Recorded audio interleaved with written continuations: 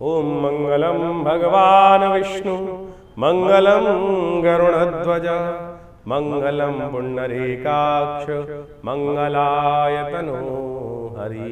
गुरुर्ब्रह्मा गुरुर्विष्णु गुरुर्देवो महेश्वरा गुरु साक्षात् परब्रह्म तस्मै श्री गुरुवे नमः।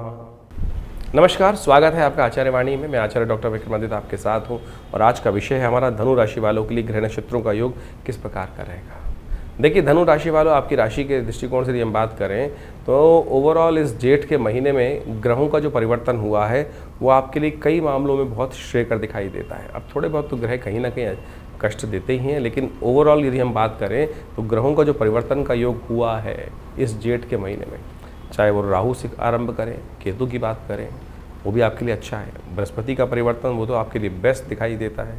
हाँ, शनि की ढैया ज़रूर परेशान कर रही है। शनि की ढैया का उपाय आपको लगातार करने का प्रयास करना चाहिए। इस जेठ के महीने में उसका उपाय करने का भी योग बड़ा अच्छा बना है। हमने कई बार आपको इस बारे में बताने का प्रयास किया है और यदि जो सही रूप से आप समझ लें तो शनि की ढैया का पूरे वर्ष के लिए आप इलाज भी इस जेठ के महीने में कर सकते हैं, क्योंकि शनि जयंती भी इस महीने में आती है तो वह भी आपके जा चुकी है। लेकिन आगे अभी 2 योग और बचे हुए हैं।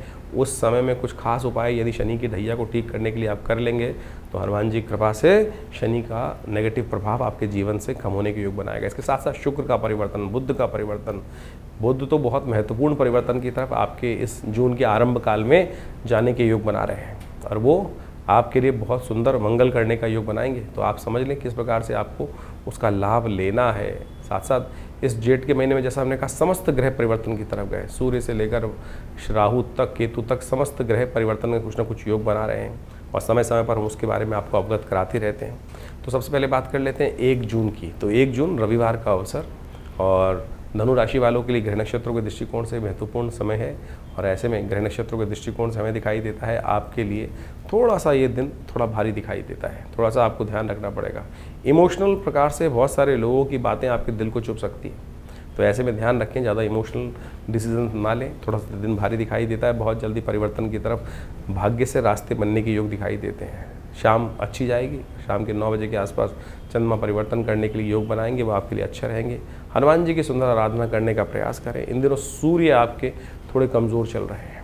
सूर्य बाजार में, विशेष तौर पे इस संसार में भी रोहिणी नक्षत्र में चलते हुए यहाँ शोले बरसा रहे हैं और आपकी राशि के दृष्टिकोण से भी शारीरिक तौर पर कमजोरी उत्पन्न करते दिखाई दे रहे हैं। सूर्य का उपचार करें, सूर्य को अर्घ्य दें नित्य प्रति, गायत्री का जप करें। हमने विवेकानंद योगाश्रम में इस दिन गायत्री का यज्ञ रखा है, आप भी अपने नाम से उस यज्ञ में भाग ले सकते हैं। व्यवस्थाएं जानने के लिए फ़ोन पे संपर्क साध सकते हैं। 2 तारीख सोमवार का अवसर है, सप्तमी तिथि विद्यमान है और ग्रह नक्षत्रों के दृष्टिकोण से भाग्य में जाकर ग्रह नक्षत्र आपके लिए अच्छे योग बना रहे हैं। धर्म के प्रति इच्छा जगाते दिखाई दे रहे हैं और जहाँ धर्म का साथ मिल जाए वहाँ हमेशा कल्याण का योग ही बनता है। सोमवार का अवसर है, शिव का सुबह सुबह ध्यान कर उनका अभिषेक कर लें। 1 लोटा जल चढ़ा दीजिए, क्या जाएगा आपका, भगवान शिव का आशीर्वाद मिल जाएगा, बहुत सुंदर रहेगा। ध्यान रखिएगा, इस दिन 1 तारीख और 2 तारीख को अश्लेषा और मघा नाम के नक्षत्र हैं। ये मूल के अंतर्गत आते हैं, गणमूल के अंतर्गत। और जिन जातकों का जन्म मूल नक्षत्रों में होता है, मूल गणमूल नक्षत्रों में, उनको जीवन पर्यंत ये मूल जो है वो कष्ट देते रहते हैं। तो इसलिए शास्त्रों में कहा गया कि मूल शांति करा लें। अब विडंबना ये है कि मूल शांति के नाम पर केवल दिखावा कर दिया जाता है। 27 दिन बाद बच्चे का जब मूल शांति कराने का प्रयास किया जाता है, उस दिन केवल 27 जगह की मिट्टी, 27 जगह का पानी, 27 जगह कंकड़, पत्ते वत्ते लाकर केवल दिखावा कर वो पूजा कर दी जाती है। लेकिन जो मूल चीज़ है, 27 दिन तक 1,000 मंत्र का नित्यपति जप, उसका दशांश यज्ञ, वो ही नहीं होता है। तो जब तक वो नहीं होगा तब तक मूल शांति होगी नहीं। तो जिस प्रकार से आप कोई वैक्सीन लगाने जाते हैं और केवल पानी की वैक्सीन लगा दी जाए और फिर वो दवाई ना हो तो फिर कोई कार्य होगा नहीं। तो यही स्थिति मची हुई है। तो कोशिश ये करें आप स्वयं, आपने इस जो भी गणमूल नक्षत्रों में जन्म लिया है, हर 27 दिन बाद नक्षत्र चेंज होता है। तो जिन्होंने बाल्यकाल में शांति नहीं कराई है तो मैं कहूँगा स्वयं करें। 1,000 मंत्र का नित्यपति जप करें और करके 1 माला का हवन भी कर लें।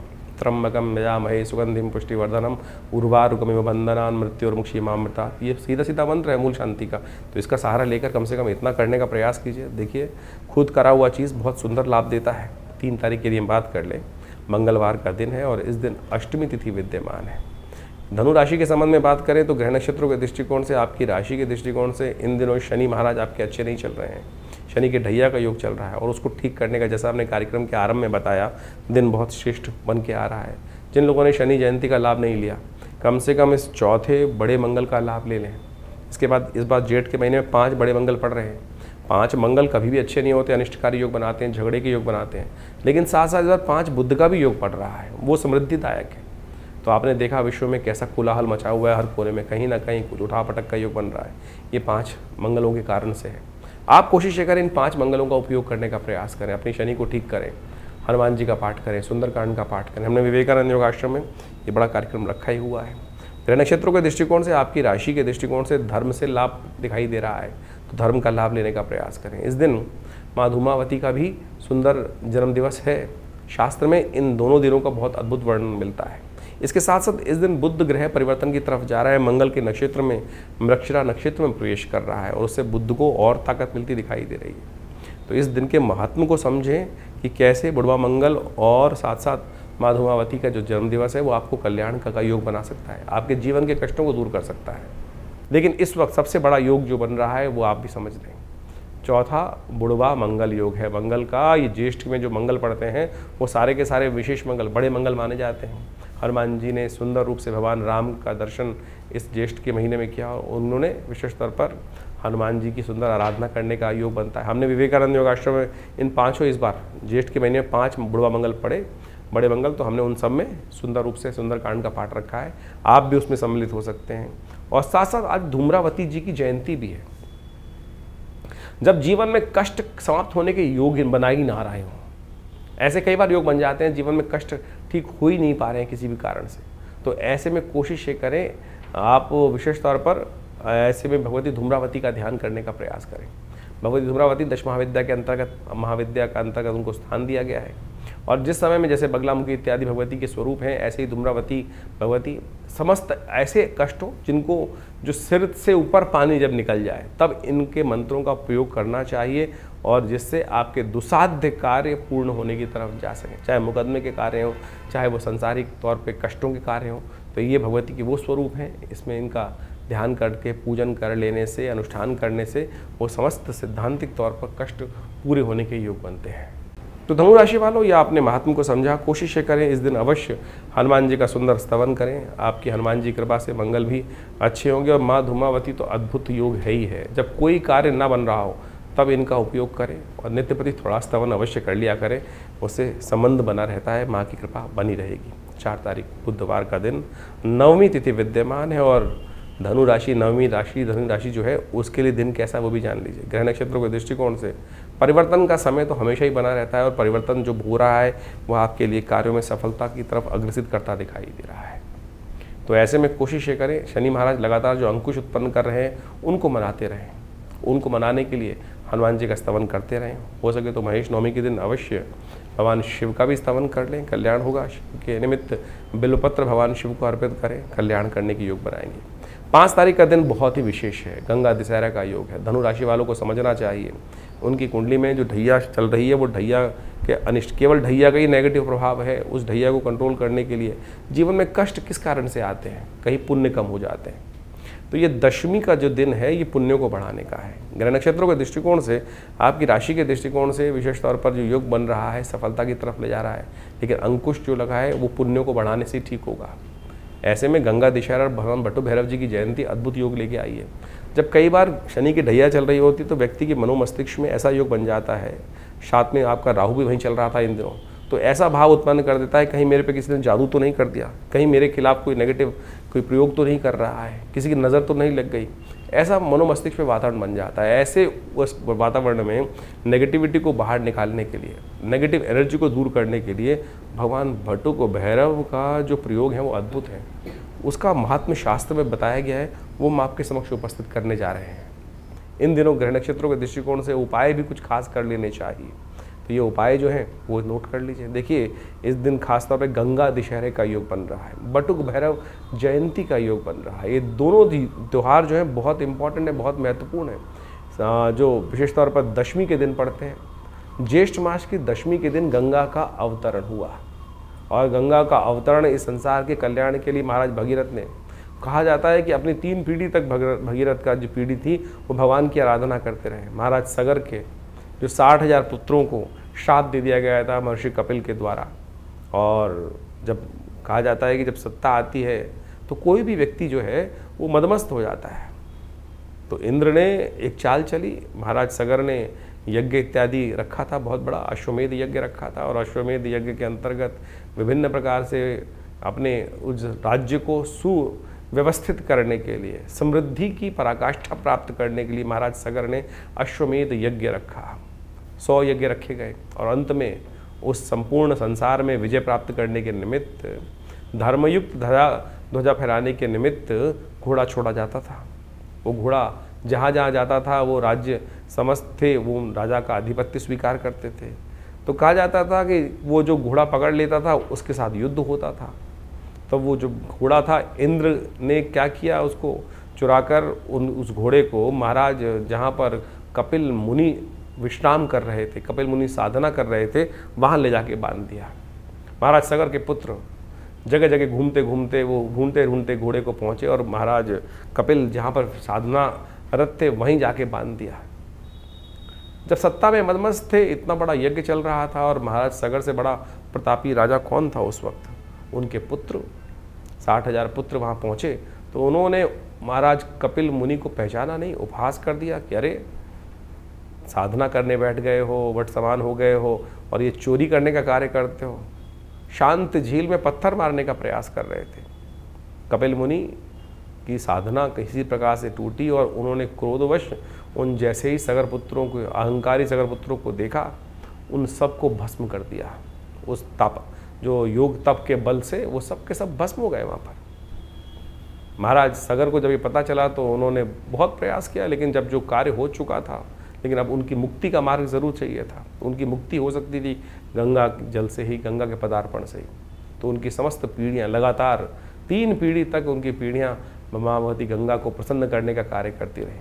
और जब माँ गंगा का प्राकट्य भगवान के सुंदर श्री चरणों से निकली हुई, भगवान की जो कहा जाता है कि गंगा की उत्पत्ति कथा भी बड़ी विचित्र है, वो समझ लेनी चाहिए कथा कितनी सुंदर रूप से भाव से शास्त्रों में बताई गई है। वामन अवतार के समय में जब भगवान ने 3 पग में समस्त भूमि को नाप लिया था, तो जब भगवान विष्णु का वो पग जो था वो ब्रह्मलोक पहुंचा था, तो तब ऋषि साक्षात ब्रह्मदेव ने उन चरणों को धोने के बाद अपने कमंडल में जो जल रख लिया था वही गंगा थी, वही गंगा बनी।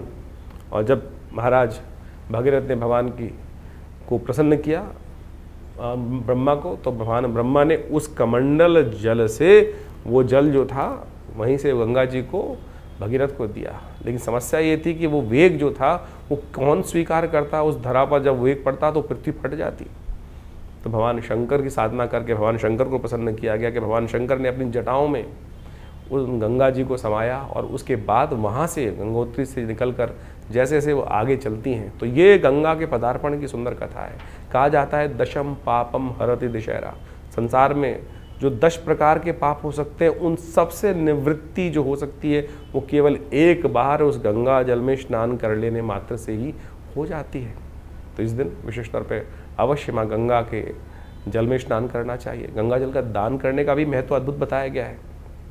तो ये सब चीज़ें अवश्य करने का प्रयास करें, माँ गंगा की सुंदर आरती करें और समस्त पाप नाशिनी गंगा का सुंदर स्तवन करें, कल्याण का मार्ग प्रशस्त होता है। उसके साथ साथ बटुक भैरव जयंती भी है इस दिन। बटुक भैरव जयंती बड़ी एक ऐसा स्वरूप है भगवान शंकर का जो सशरीर उत्पन्न हुए। कहा जाता है कि एक ब्राह्मण थे, ये कथा भी बड़ी सुनने लायक है, इसको समझना चाहिए। और कहा जाता है कि एक ब्राह्मण थे, काशी के अंदर रहते थे, उनको संतान नहीं थी।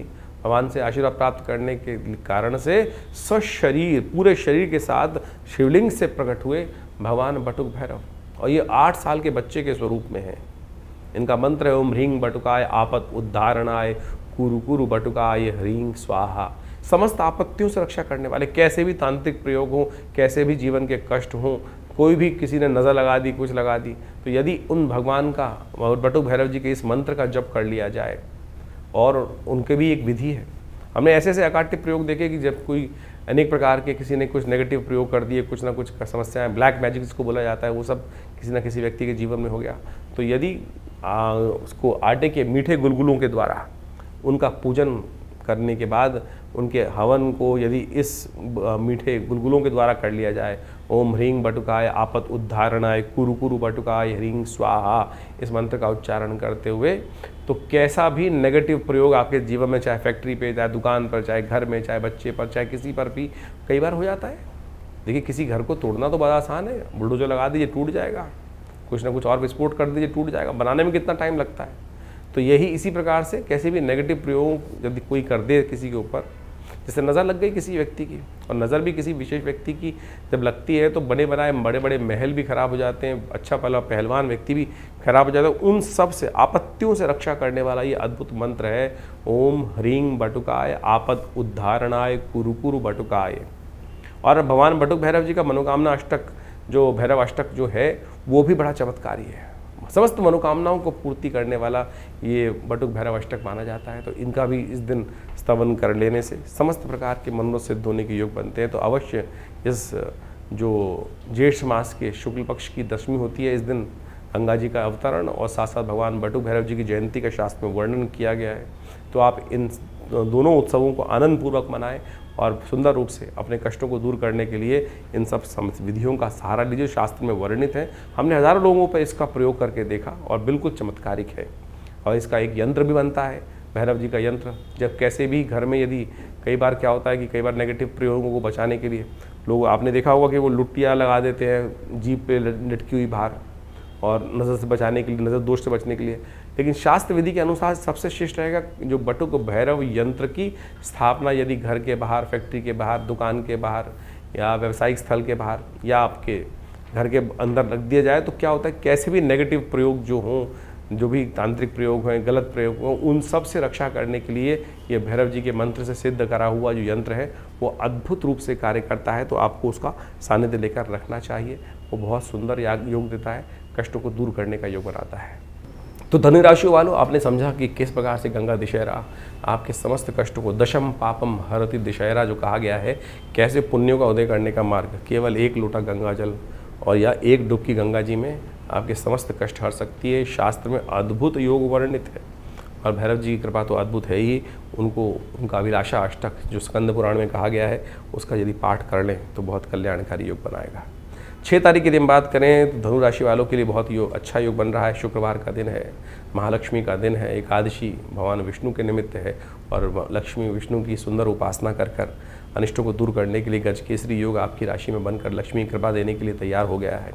और इसका आप पूर्ण लाभ यदि लेना चाहते हैं तो सुंदर रूप से उन कष्टों को निवारण करने का रास्ता अवश्य अपनाना चाहिए आपको।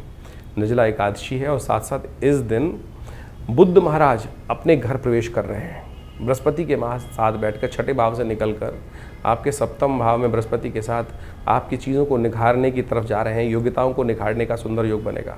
काफ़ी पिछले 6 महीनों से बुद्ध का योग अच्छा नहीं था और वो कहीं ना कहीं अनिष्टकारी योग बना रखे थे। कभी कमज़ोर थे, नीच के थे, फिर अस्त थे, वक्री थे। अब पूर्ण शुद्ध होने जा रहे हैं, बहुत जल्दी उदय भी हो जाएंगे और ये आपके लिए बहुत सुंदर योग बनाएंगे। इसका लाभ पूर्ण लेने का आप प्रयास करें। ऐसे में विशेष तौर पर निर्जला एकादशी का सुंदर जल का दान, शरबत का दान कैसे आपके मनोरथ सिद्ध कर सकता है, शास्त्र में इसके बारे में अद्भुत वर्णन मिलता है। इस दिन निर्जला एकादशी है, ये भीमसेनी एकादशी के रूप में भी जानी जाती है। कहा जाता है कि संपूर्ण जो एकादशी हैं, जो 12 की 12 एकादशी जो आती हैं, पूरे 12 महीनों में एकादशी होती हैं, जो 24 एकादशी टोटल पड़ी, उन सब में यदि निर्जला एकादशी का व्रत एक बार कर लिया जाए तो उनके पूरे के पूरे वर्ष की जितनी एकादशी हैं उन सब का फल प्राप्त हो जाता है। भीमसेन ने एक बार महर्षि व्यास से प्रेरित होकर इस समय में व्रत रखा था। जेठ के महीने में तप रहा हो सूर्य, और ऐसी स्थिति में जब विशेष तौर पर आप समझें कि जो रोहिणी नक्षत्र में सूर्य चल रहे हों और ऐसे में ताप पड़ रहा हो, पूरी तरह से नव तपा का समय चल रहा हो और ऐसे में जेठ में ये एकादशी पड़ती है, तो ऐसे में पूरी तरह से निर्जल, एक क्षण मात्र, एक जो बिंदु मात्र भी जल अंदर ना जाए।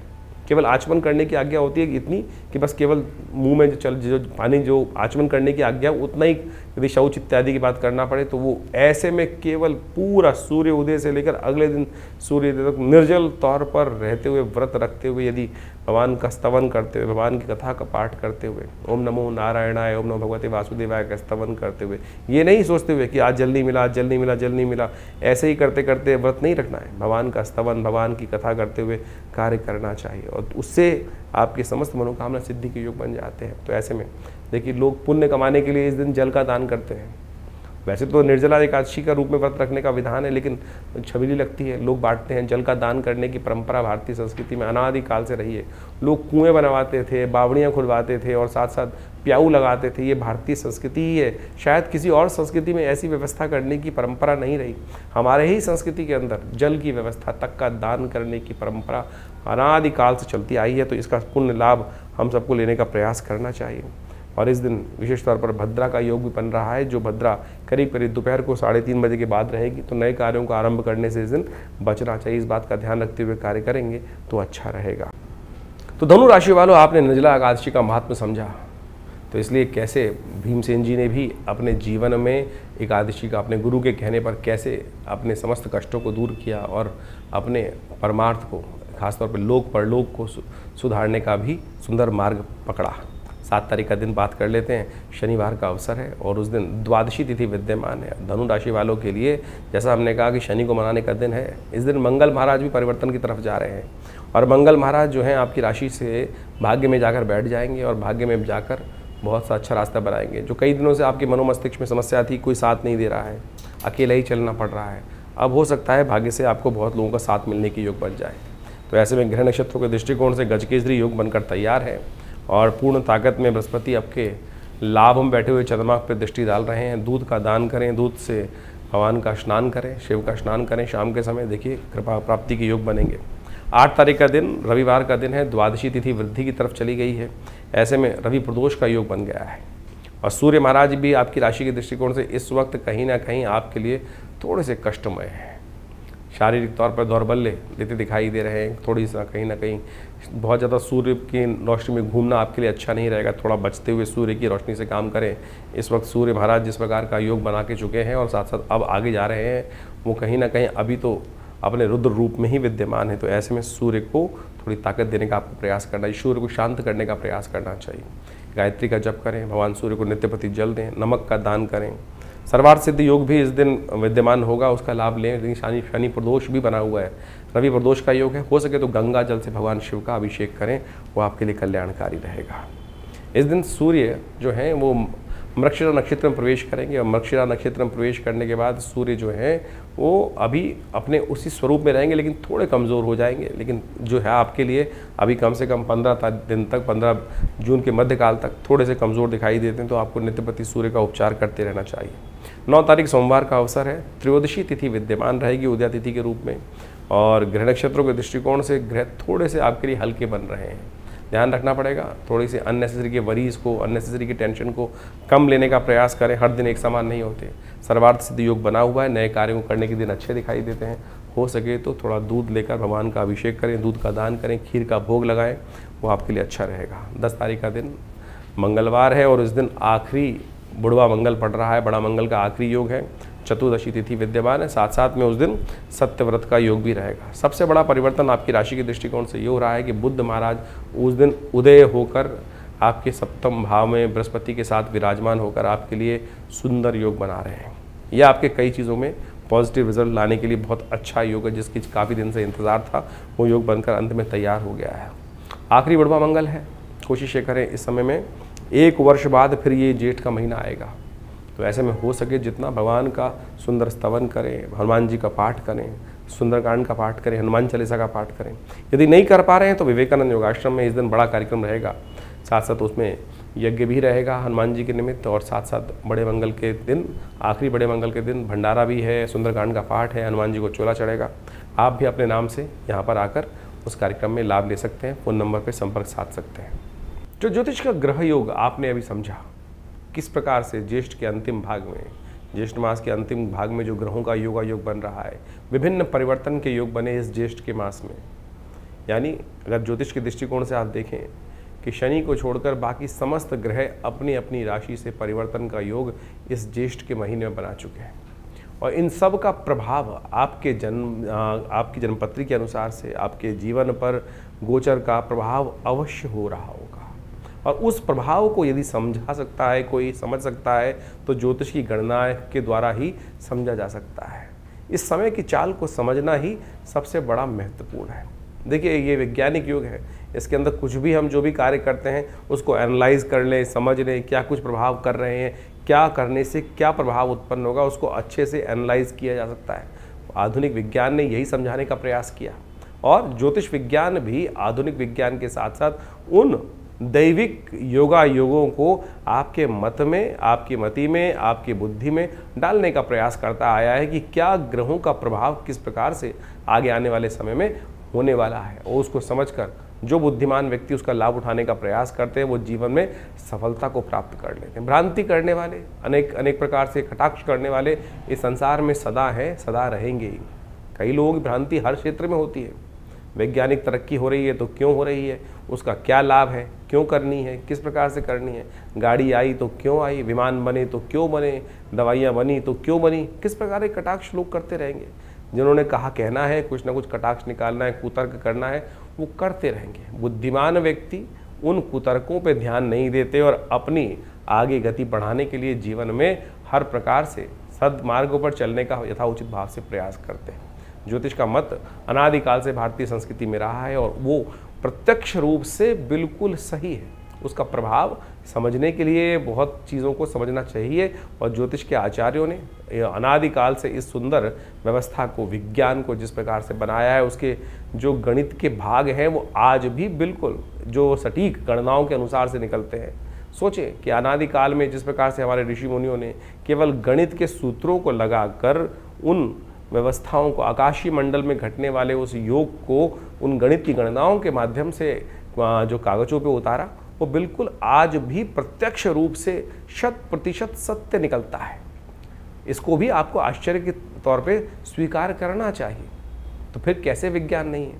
तो तथाकथित तौर पर बहुत सारे लोग अनेक प्रकार से आपके मनोमस्तिष्क में विडंबनाएं उत्पन्न करने का प्रयास करेंगे।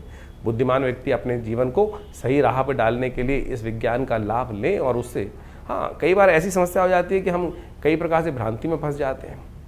अब ज्योतिष के अंदर एक कारण जानने का रास्ता बचा है कि जीवन में घटना क्यों घट रही है। ज्योतिष के अंदर जो योग है उसको कर्म के द्वारा बदला जा सकता है। कि सैद्धांतिक तौर पे मान लीजिए आपकी जन्मपत्री में कई बार क्या होता है कि किसी कुंडली में बहुत अच्छे योग हैं, किसी कुंडली में बहुत खराब योग हैं, लेकिन फिर भी वो अच्छे योग कार्य नहीं कर रहे हैं और जो खराब योग हैं उनका प्रभाव जीवन में ना चाहते हुए भी हो रहा है। कारण क्या है? कारण है कर्म, सही दिशा में किया गया कर्म। यदि देखिए आपकी जन्मपत्री जो है वो पूर्व अर्जित कर्मों का अनुसार का कर्मों का लेखा जोखा है। जैसे आपने एक वर्ष में कार्य किया, उसके अंत में एक बैलेंस शीट बनाई और उस बैलेंस शीट के अनुसार से जो भी आपका लेखा जोखा कार्य किया गया उसका पूरा प्रभाव वहाँ दिखाई दे जाता है। बुद्धिमान सीए जो होंगे, ऑडिटर होंगे, उसको देख के समझ जाएंगे कि इस व्यक्ति ने किस प्रकार का, इस कंपनी ने कैसा कार्य किया है और आगे आने वाले में कंपनी किस प्रकार का कार्य करने के लिए रास्ता अपना सकती है। लेकिन यदि आने वाले समय में उस कंपनी ने, उस व्यक्ति ने कार्य ही नहीं किया, कर्म ही नहीं किया, सोया रहा या नुकसान के सौदे कर लिए, तो फिर क्या उसकी बैलेंस शीट, पूर्व की बैलेंस शीट जो है उसके ऊपर कोई चीज़ें इस प्रकार से दायित्व डाल सकते हैं। तो वही प्रभाव आपकी जन्मपत्री का है कि आपकी जन्मपत्री जो जन्मकालीन समय में बनकर आई है वो पूर्व अर्जित कर्मों का लेखा जोखा लेके आई है। जिस दिन से आपका जन्म हुआ उस दिन से आपके ग्रह योगों के साथ साथ आपका कर्म जुड़ जाता है। आप कर्म किस दिशा में कर रहे हैं? यदि सदकर्म कर रहे हैं तो वो पुण्यों का भाव से आपके शुभ कर्म जो हैं वो आगे आकर आपके जीवन में सुख का पदार्पण कर देंगे। और यदि शुभ कर्म नहीं कर रहे हो, अशुभ कर रहे हो जन्म के बाद से, तो समझ लो फिर वो जो पाप प्रवृत्ति व्यक्ति की है वो कहीं ना कहीं कष्ट देने के योग बना लेती है। तो सैद्धांतिक तौर पे हम इस सिद्धांत को समझाने का प्रयास कर रहे हैं कि जो लोग समझते हैं कि डेस्टिनी डिफाइंड है, ऐसा नहीं है। चेंज कर सकते हैं आप अपने कर्मानुसार। तो ज्योतिष का ये प्रत्यक्ष प्रभाव, कई लोग सरेंडर कर देते हैं कि अगर मेरी कुंडली में दरिद्र योग है तो मैं दरिद्र ही रहूँगा। ऐसा नहीं है भाई। दरिद्र योग है तो उसको परिवर्तन कर कर आप उसको शुभ योग बना सकते हो। और अगर राजयोग है और आप कर्म नहीं करोगे सोए रहोगे, शुभ उसका लाभ लेने का प्रयास नहीं करोगे, अशुभ कर्म करते रहोगे, तो फिर वो राजयोग सब समाप्त भी हो जाएगा, शुभ योग, धन का योग समाप्त भी हो जाएगा, छन्नी भी बन जाएगा। तो ये आपको सही रूप से समझ लेना चाहिए कि ये सब कर्म का खेल है और कर्म के साथ आपका हर चीज़ जुड़ा हुआ है। शास्त्र में कहा गया ना, अवश्यमेव भोक्तव्यम कृतम कर्म शुभाशुभम। तो इसको हमें सत्य रूप से समझ लेना चाहिए। और अनेक प्रकार से रास्तों को समझाने के लिए शास्त्र में विभिन्न विभिन्न प्रकार के माध्यमों से उन सब सिद्धांतों को समझाया जाता है। और हम समझें, कई बार कुंडली के अंदर बड़े प्रकार के दरिद्र योग बने हुए हैं, किमुद्रम योग हैं। लोग चाहते हैं, बड़ी विचित्र स्थिति है कि ज्योतिषी के पास आके लोग किसी भी विज्ञान पे जाते हैं, चमत्कार की बात करते हैं कि चमत्कार कर दीजिए बस कुछ। अरे भाई, चमत्कार नाम की चीज़ इस संसार में कुछ नहीं होती है। अगर आप चमत्कार ज़्यादा बात करोगे तो बहुत सारे लोग हर शाख पे इतने शातिर लोग बैठे हैं, वो कहीं ना कहीं आपको कष्ट में डालने के योग बना देंगे। तो इसलिए सबसे पहले अपने मस्तिष्क से, अपने विचारों से इस बात को हटा दीजिए कि चमत्कार कोई कर सकता है। सैद्धांतिक तौर पे कार्य किया जा सकता है, सैद्धांतिक तौर पे आपको कार्य समझा सकता है। हर चीज़ का प्रभाव है, क्या वो नग है, क्या वो मंत्र है, क्या वो दान है, क्या वो पुण्य है, किसी प्रकार से औषधि का उपयोग है, हर चीज़ का कहीं ना कहीं एक वैज्ञानिक विश्लेषण है। सैद्धांतिक तौर पे उसको समझा जा सकता है कि कैसे कार्य किया। अब इस कार्य को समझने में किसी को दिक्कत हो तो वो उसको चमत्कार का नाम दे देता है। तो इसलिए इस बात को सही समझ लें कि चमत्कार नाम की कोई चीज़ होती नहीं है। जिस चीज़ का वैज्ञानिक विश्लेषण हमको समझ में नहीं आ रहा है, प्रोसेस समझ में नहीं आ रहा है, तो हम उसको तथाकथित तौर पे चमत्कार की गणना में ला के खड़े कर देते हैं। तो इस तरह से आप अपने ग्रहों को सही से समझें। तो ज्येष्ठ का महीना जो हमने आपके समक्ष रखा, ये बहुत पुण्य दाने वाला महीना है। इसमें निर्जला एकादशी, इस शास्त्र में कहा गया है कि केवल एक जल का दान, आपके धन के नहीं, जल का दान कहा गया। सोचें, जल तो यथेच्छ मात्रा में अभी तो संसार में व्याप्त है, लोटा भरो और एक जल का दान दे दो, वही सबसे श्रेष्ठ दान कहा गया है।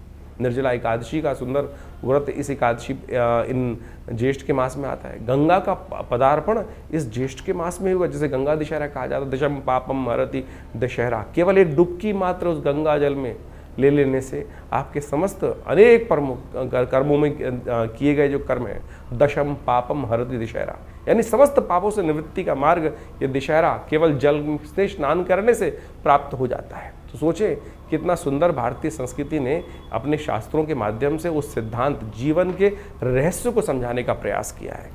लेकिन हम तथाकथित तौर पर केवल हर चीज़ में विद्वत जनों को गाली देने का काम करते रहते हैं कि नहीं, जो इस प्रकार से हमारे सनातन के लोगों ने, आचार्यों ने कहीं ना कहीं गोरख धंधा बना दिया, ये कर दिया, वो कर दिया। तो इस बात को, भ्रांति को हटाने का प्रयास करें, अपने संस्कृति के प्रति उलाहना ना दें। हमने संस्कृति के प्रति क्या किया वो समझने का प्रयास करना है हमको, तो वो अच्छा रहेगा। संस्कृति तो बड़ी सुंदर है, परिष्कृत है, सुंदर है, सुनियोजित है, सुसज्जित है। तो हम उसको सुंदर रूप से अपनाने का प्रयास यदि कर लें तो बहुत अच्छा रहेगा। तो आप हमारे शास्त्र मतों को, हम अपने अनेक कथाओं के माध्यम से इन समस्त ज्योतिष के रहस्यों को आपके समक्ष रखने का प्रयास करते हैं। वैदिक कथाओं के माध्यम से उनको समझाने का प्रयास करते हैं। यदि आप इन सब सिद्धांतों को समझ लें तो आपको पूर्ण रूप से अपनी संस्कृति के प्रति विश्वास भी जगेगा, श्रद्धा भी जगेगी, और उससे आप जानकर अपने आप को भी अच्छा लाभ देंगे और हमारे समाज को भी लाभ देंगे। तो ज्योतिष विज्ञान के द्वारा इन समस्त सिद्धांतों को समझ लीजिए और अपनी जन्मपत्री को अच्छे से समझिए। अपनी जन्मपत्री के अनुसार से चीज़ों को समझते हुए अपने जीवन के फील्ड को समझने का प्रयास करें, किस क्षेत्र में कार्य कर रहे हैं। कई बार क्या होता है, हम जीवन में कौन से क्षेत्र के कार्य करने आए थे और कहाँ भटक जाते हैं।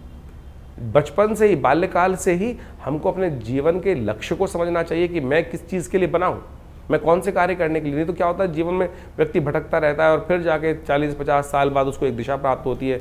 और यदि सही से कोई आचार्य मिल जाए, ज्ञानवान व्यक्ति मिल जाए, तो पहले से बता देगा भाई इस रास्ते पे चल रहे, तो इसके द्वारा सुंदर रूप से रास्ता बन जाएगा और कहाँ प्राप्ति के योग बन जाएंगे। देखिए आचार्य चाणक्य ने किस प्रकार से चंद्रगुप्त को ढूंढा और उसको लगाया, और कहाँ एक गडरी के घर में पैदा हुआ लड़का उस इतने बड़े साम्राज्य का अधिपति बना। तो इसलिए ये ज्योतिष के मत के अनुसार से, आचार्यों के मत के अनुसार से, उनके आशीर्वाद से हमें चलने का प्रयास करना चाहिए। और ये समस्त विज्ञान जो है, भारतीय संस्कृति का विज्ञान अपने आप में बहुत सुंदर है, और उसी का प्रतिपादन हम लोगों ने अपने विवेकानंद योगाश्रम में अनेक वर्षों से यहाँ शोध के द्वारा करने का प्रयास किया। हमारे आश्रम के द्वारा सद्गुरु आचार्य श्री केशव देव जी की सानिध्य में रह के बहुत सारे विज्ञानों पर शोध किया गया, योग के ऊपर, मुद्राओं के ऊपर, मंत्र विज्ञान के ऊपर, यज्ञ विज्ञान के ऊपर। और सहस्त्रों किताबें, मतलब करीब करीब 100 के करीब किताबें हमारे संस्थान के द्वारा से प्रकाशित की गई हैं। बहुत सारे अनुसंधान कार्य चलते हैं। तो आप भी विभिन्न समय पर विभिन्न यज्ञों इत्यादि में जो हम आपको सूचना देते रहते हैं और उसके बारे में आप आकर जुड़ सकते हैं। और विभिन्न रूप से आश्रम की जो गतिविधियाँ हैं, अस्पताल है, ये मंदिर है और साथ साथ यज्ञ इत्यादि की जो कर्म है, उनमें सब में जुड़कर लाभ लें। आपके जीवन में कल्याण का मार्ग प्रशस्त होगा। धन्यवाद।